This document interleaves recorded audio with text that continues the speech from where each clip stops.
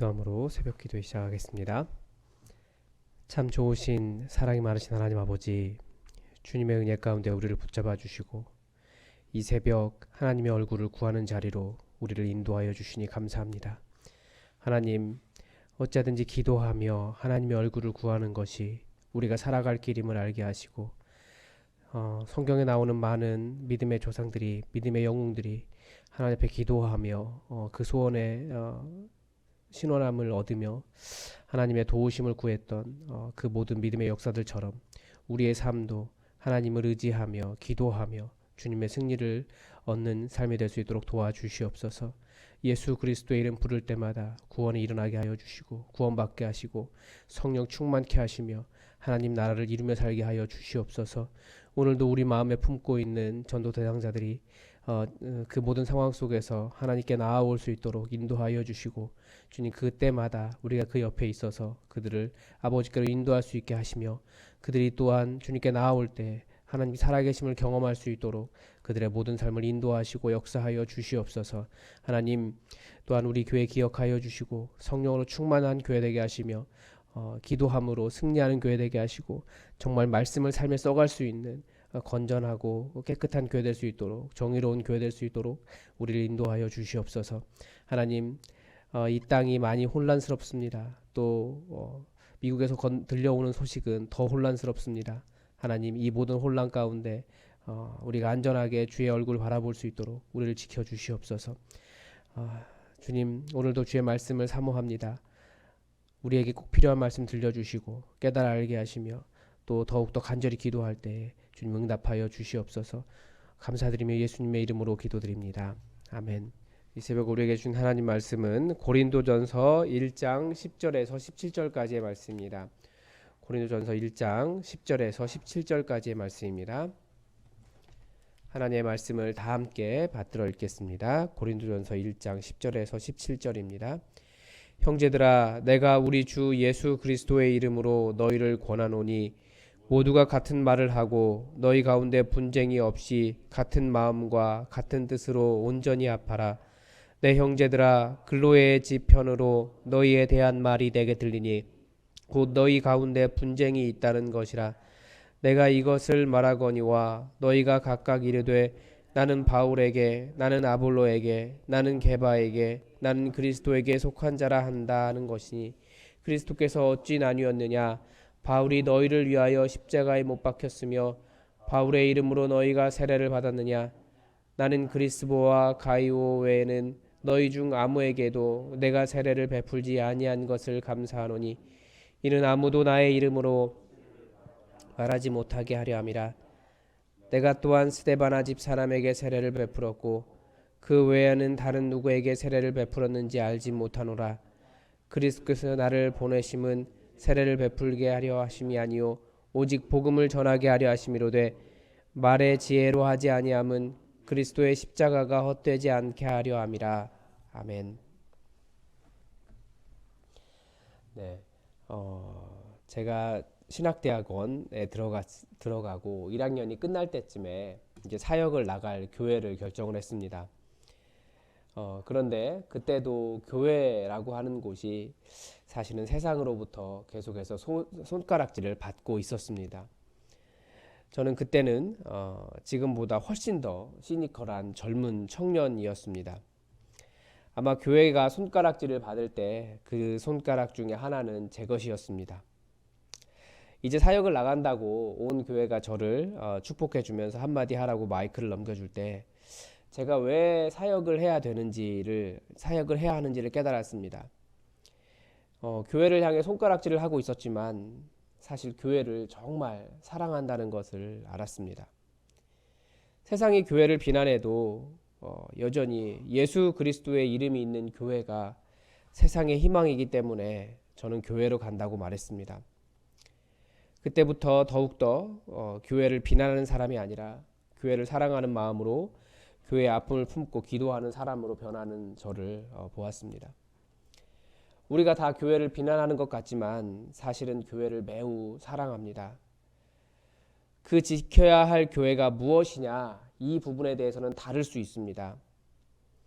어떤 사람은 한 지역교회에 충성하기도 하고 때로는 어떤 사람에게 충성하기도 하지만 우리의 근본 마음은 그것이 교회의 본질이 아니라는 것을 우리는 알고 있습니다. 오늘 본문 속에서 등장하는 고린도 교회도 사실 아픔이 있는 교회입니다.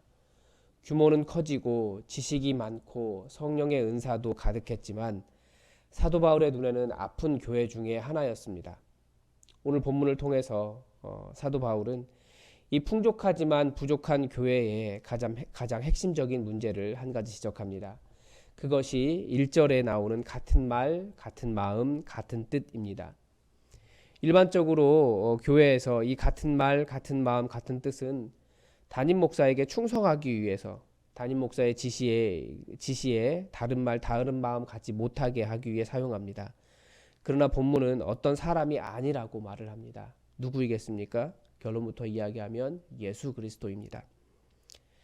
일반적으로 바울이 고린도전서를 기록한 장소는 3차 전도 여행 중 에베소 지역이었다라고 합니다. 바울이 에베소에 머물 때 글로에라고 하는 사람의 집의 편으로 고린도 교회 소식이 들려왔습니다. 그 내용이 가장 크게 문제 삼았던 것은 바로 분쟁이었습니다. 이 분쟁의 핵심은 사람들이 서로 나뉘어 있었습니다. 어떤 사람은 자기는 바울에게, 어떤 사람은 게바, 그러니까 베드로에게, 그리고 어떤 사람은 아볼로에게, 어떤 사람은 그리스도에게 속한 자다 라고 하는 파당의 문제였습니다. 이런 파당이 어떻게 생겼는지 당시 상황은 정확히 알 수 없지만 아마 누구에게 가르침을 받았느냐, 아니면 누구에게 영향을 많이 받았느냐, 아니면 교회 지도자가 누구냐, 아마 이런 문제 때문에 파당이 생겼던 것 같습니다. 사실은 이 파당의 문제는 교회 안에 오래된 문제이기도 합니다. 신학계에도 학파라고 하는 것이 있습니다. 그런데 교회 안에 있는 파당은 공동체가 깨어지는 것이기 때문에 그 신학계의 학파보다도 교회의 위기를 가져오는데 아마 더 강력했을 겁니다. 이상하게 교회 안에 파당이 많이 생깁니다. 잘 생겨요. 현 시대의 교회를 봐도 이런 연령, 성별, 지역에 따른 파당은 점점 더 심해지고 있습니다. 이 질문에 대한 대답이 바로 사도 바울의 대답입니다. 13절입니다. 그리스도께서 어찌 나뉘었느냐? 바울이 너희를 위하여 십자가에 못 박혔으며 바울의 이름으로 너희가 세례를 받았느냐? 파당이 발생하는 가장 큰 이유는 이 교회가 예수 그리스도의 중심성, 이것을 잃어버리기 때문입니다. 그런데 파당의 중심으로 불렸던 그 사람들을 보면 바울, 베드로, 아볼로처럼 당시 교회의 중심적인 중심을 이루었던 인물들입니다. 바울은 고린도 교회 설립자였고 아볼로는 고린도 교회의 목회자였고 베드로는 당시 교회의 지도자였습니다. 누구에게 배웠느냐? 당시 교회 지도자가 누구인가에 따라 사람을 따라갑니다. 그런데 사도 바울은 정확하게 교회의 주인은, 우리의 생명의 근원은 예수 그리스도다라고 말을 하고 있습니다. 교회는 예수 그리스도의 가르침을 따르는 곳이지 어떤 철학, 어떤 사조, 이것을 따라가는 것도 아니고 심지어 그 시대 교회의 위대한 인물을 따라가는 것, 그래서 그 사람이 가장 좋은 사람이다, 그런 것도 아닙니다. 그래서 우리가 계속해서 성경으로 돌아가는 이유는 이 성경에 나타난 예수 그리스도의 가르침만이 진정한 교회의 유일한 지침이기 때문입니다. 그래서 우리가 정말 싸워야 할 일이 있다면 우리 교회가 예수 그리스도로 하나 되었느냐, 이 문제 가지고 싸우는 겁니다. 우리가 파당을 만들 만한 이유는 얼마든지 있습니다. 어쩌면 교회 구성원이 각기 다 사실은 하나님을 만난 체험들이 있고 자기 나름대로 또 살아온 삶의 철학도 있기 때문에 얼마든지 그만큼의 파당이 만들어질 수 있습니다. 요즘 우리 시대의 어떤 갈등들, 그 파당이 만들어지는 그런 것들이 가장 큰 게 나이입니다. 나이 든 사람은 젊은 사람이 싫고 또 젊은 사람은 나이 든 사람과 대화가 안 된다고 말합니다. 이 남녀의 갈등은 점점 더 심해지고 있습니다. 사회가 가지고 있는 갈등이 그대로 들어와요. 지역 갈등은 오래되었습니다. 이런 사회적 갈등이 교회 안에 계속해서 다 들어옵니다.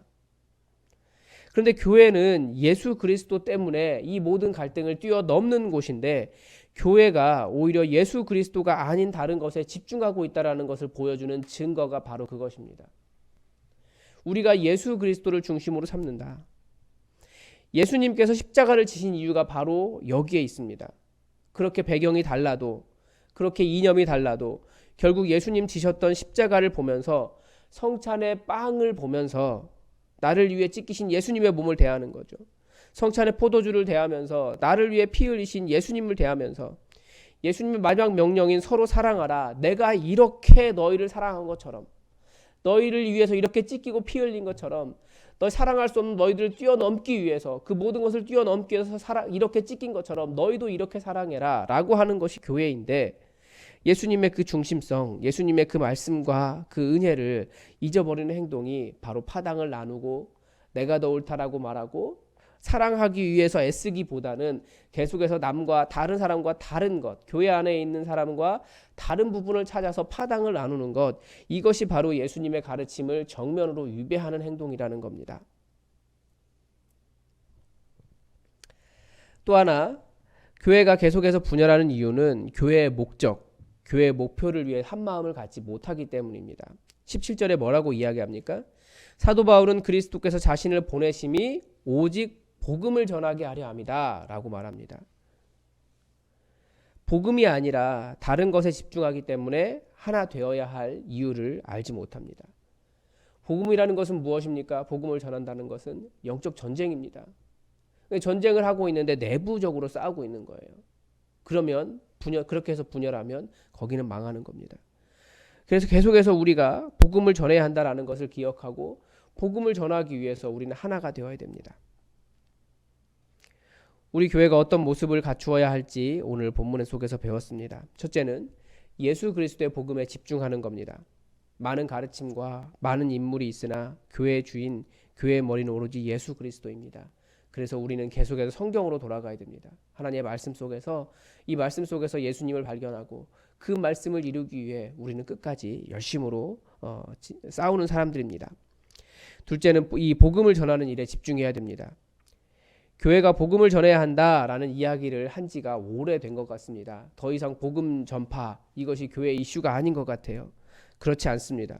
우리는 처음부터 부르심을 받을 때 어디로 부르심을 받았습니까? 복음을 전케 하려고, 이 예수 그리스도의 복음을 전하려고 우리는 부름을 받았습니다. 그래서 여러분 계속 말씀드리죠. 복음 전할 사람을 한 사람씩 꼭 마음속에 품고 있으시라고요. 멀리 있는 사람이 아니라 내가 일주일에 한 번씩은 만날 수 있는 사람, 그래서 그 상황을 계속해서 듣고 그 사람을 위해서 기도할 수 있는 그 사람을 여러분 마음에 품으십시오. 그리고 꼭 필요할 때 필요한 경우가 반드시 생깁니다. 그때 예수 믿으라고 복음을 소개하고 교회를 소개하십시오. 우리가 싸워야 할 영적 대상을 잘 모르기 때문에 자꾸 다른 일에 힘쓰고 교회 안에 있는 다른 사람과 자꾸 싸우려고 합니다. 우리 교회가 예수 그리스도의 뜻만을 기억하고 보내신 사명을 이루어 예수님으로 하나 되고 그리스도의 날에 책망할 것이 없는 교회를 세워갈 수 있도록 노력합시다. 기도하겠습니다. 하나님, 오늘 고린도 교회의 가장 큰 문제였던 파당의 문제를 먼저 이야기하는 글을 보았습니다. 하나님, 이 말씀을 통하여 교회가 어디에 중심을 두고 어떻게 하나 되어야 할지 다시금 깨닫게 됩니다. 하나님, 우리는 예수 그리스도를 주인으로 모시고 예수님의 그 사랑의 계명을 이루기 위하여 피 흘리기까지 싸우며 애쓰며 수고하는 교회 되게 하여 주시옵소서. 우리가 파당을 이루어야 할 여러 가지 이유들을 발견하지만 오히려 예수님 때문에 또 그 모든 것들을 뛰어넘어야 할 이유도 발견할 수 있도록 우리를 인도하여 주시옵소서. 세상이 가지고 있는 나이와 또 성별과 지역과 또 여러 갈등들을 많이 보지만 그것들이 교회에 들어오지 않게 하시고, 주님, 우리는 오로지 예수님 때문에 하나 될 수 있도록, 하나님 예수님 때문에 같은 말을 하고 예수님 때문에 예수 그리스도의 말과 행동을 따라갈 수 있도록, 예수 그리스도의 마음을 가질 수 있도록 우리를 인도하여 주시옵소서. 무엇보다도 우리가 부르심을 받은 이유를 명확하게 기억하고 명심하여 주의 복음을 위하여 이 땅에 설 수 있도록 주님 도와주시옵소서.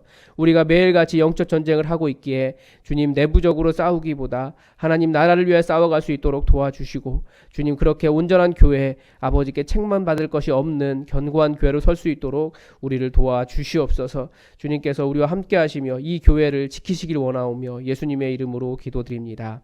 아멘. 우리 다 함께 또 공동의 기도 제목 가지고 함께 기도해 주시기 바랍니다.